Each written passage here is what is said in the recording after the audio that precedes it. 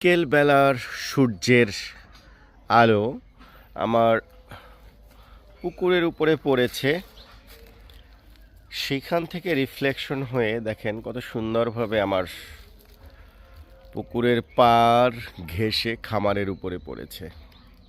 পরিবেশটা কত সুন্দর লাগছে, তাই না?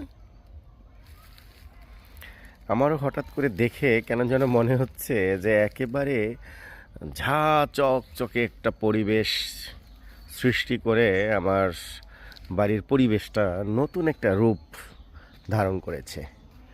যদিও আপনারা যেদিকে তাকাবেন সব অগোছালো মনে হচ্ছে, কারণ হচ্ছে একদিকে গোছাই আর একদিকে অপরিষ্কার হয়ে যাচ্ছে। আর প্রচুর পরিমাণে আমার কাজ চলতেছে বাড়িতে, যার কারণে চারিদিকে ছড়ানো ছিটানো সব কিছু। তারপরেও চেষ্টা করছি যতটা গুছিয়ে রাখা যায়। এইখানে দেখেন যত লাকড়ি রয়েছে এই ঘরটার মধ্যে রাখা হয়েছে, পাশাপাশি আর একটাই যে এখানে